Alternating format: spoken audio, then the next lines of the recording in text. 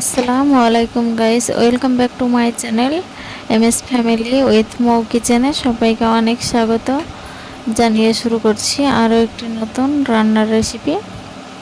অবশ্যই ভিডিওটি শেষ পর্যন্ত দেখতে থাকো। তোমরা যদি শিখতে চাও নতুন স্টাইলে রান্নাটি করে দেখাবো তোমাদেরকে, আশা করছি অবশ্যই ভালো লাগবে।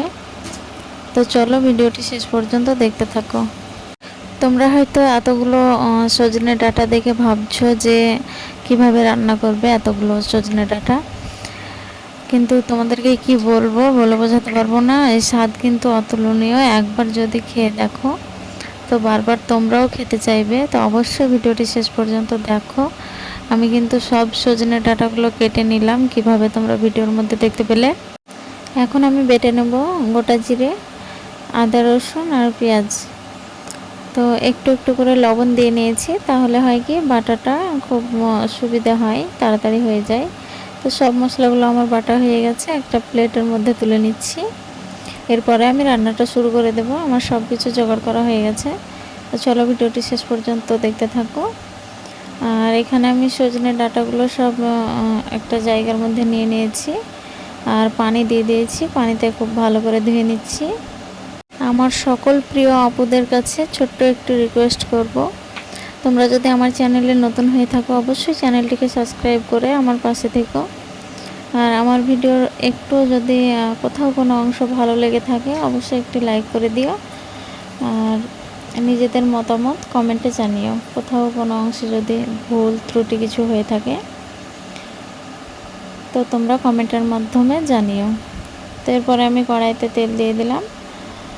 তেলটা একটু গরম হয়ে গেলেই সজনে ডাঁটাগুলো দিয়ে দিচ্ছি।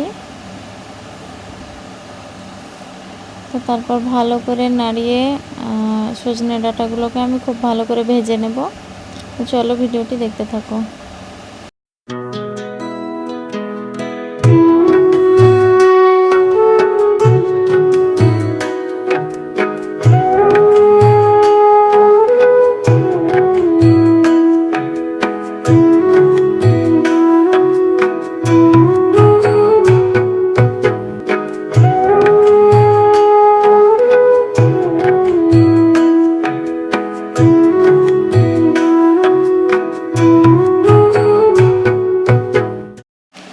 সমস্ত সজনে ডাঁটাগুলো আমি ভালো করে ভেজে নিয়েছি, ভেজে তুলে রাখলাম তোমরা দেখতে পেলে। এরপরে আমি সব মশলাগুলো দিয়ে দিলাম, আদা বাটা, রসুন বাটা, পেঁয়াজ বাটা, গোটা জিরে বাটা, আর তার সাথে দিয়ে দিয়েছি টমেটো কাটা আর একটু দিলাম লবণ।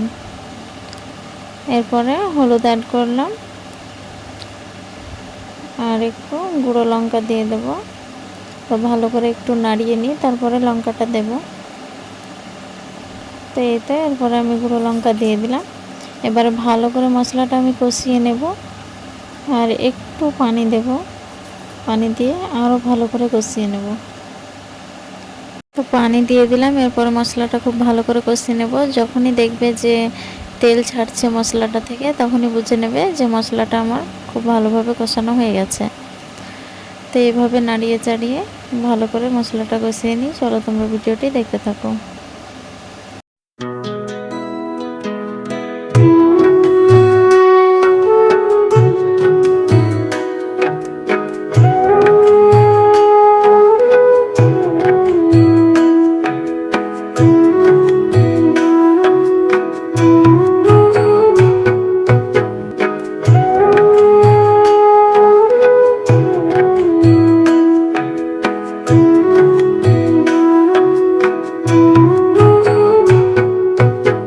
মশলাটা যখন আমার ভালো করে কষানো হয়ে গেল তোমরা দেখতে পেলে, আমি সজনে ডাঁটাগুলো দিয়ে দিলাম। আর তারপরে আমি সজনে ডাঁটাগুলোতে মশলাটা যাতে ভালো করে মেখে যায় তার জন্য এখন নাড়াচাড়া করছি। তো খুব ভালো করে সজনে ডাঁটাটা কষিয়ে নেব, তারপরে পানি দেব। বাড়িতে যখন বেশি সজনে ডাঁটা থাকে তখন অনেক সময় নষ্ট হয়ে যায়, তো এরপর থেকে আর নষ্ট হবে না। তোমরাও যদি আমার মতো এইভাবে রান্না করে একসাথে অনেকগুলো সজনে ডাঁটা এভাবে রান্না করে খেতে পারো, আশা করছি তোমাদের খুব ভালো লাগবে। তো আমার সজনে ডাঁটাগুলো সব কষানো হয়ে গেল, এরপরে আমি পানি দিয়ে দিলাম। তো কিছুক্ষণের জন্য আমি ঢাকা দিয়ে দেব, যাতে সজনে ডাঁটাগুলো ভালোভাবে সিদ্ধ হয়ে যায় আর পানিটাও একটু টেনে নেয়, ঝোলটা একটু গাঢ় হবে, কষা কষা হবে আর কি। তো চলো আমি ঢেকে রেখে দিই, কিছুক্ষণ পরে ফিরে আসছি। তো এরপরে কিছুক্ষণ পর ফিরে আসছি, চলো তোমাদেরকে দেখাই কেমন লুক এসছে। তো এই দেখো গাইস, কত সুন্দর দেখতে হয়েছে। আশা করছি খেতেও খুব সুন্দর হবে। সজনে ডাঁটা কিন্তু আমার সিদ্ধ হয়ে গেছে, দেখো। তো আর একটু পরে আমি নামিয়ে নেব। তো সব শেষে দিয়ে দিচ্ছি গরম মশলা। গরম মশলাটা দিয়ে নামিয়ে নেব একটু নাড়াচাড়া করে। রান্নার স্বাদটা কিন্তু সেই ছিল গাইস, কি বলবো, অতুলনীয়। খেতে কিন্তু দুর্দান্ত হয়েছিল, বলে বোঝানোর মতো না। খুব সুন্দর খেতে হয়েছিল। তোমরা একবার ট্রাই করে দেখো, আশা করছি তোমাদেরও খুব ভালো লাগবে। অবশ্যই একবার হলেও তোমরা এইভাবে রান্না করে খেয়ে দেখো, আশা করছি খুব ভালো লাগবে। আর আমাকে কিন্তু কমেন্টে জানাবে কেমন হয়েছে। তোমরাও রান্না করে খেয়ে দেখবে আর আমাকেও কমেন্টে জানাবে যে রান্নাটা সত্যি অতুলনীয়। সত্যি এমন রান্না কিন্তু সচরাচর হয় না। সবাই কিন্তু আলু মানে আলু পটল অনেক কিছুর সাথেই রান্না করে, আমি কিন্তু শুধুই সজনে ডাঁটা রান্না করলাম। আর এত সুন্দর খেতে, স্বাদটাও কিন্তু খুব সুন্দর। তোমরা একবার ট্রাই করো। আজকের মতো ভিডিওটি এখানেই শেষ করছি। সকলে খুব ভালো থেকো, সুস্থ থেকো। আল্লাহ হাফিজ, আসসালামু আলাইকুম।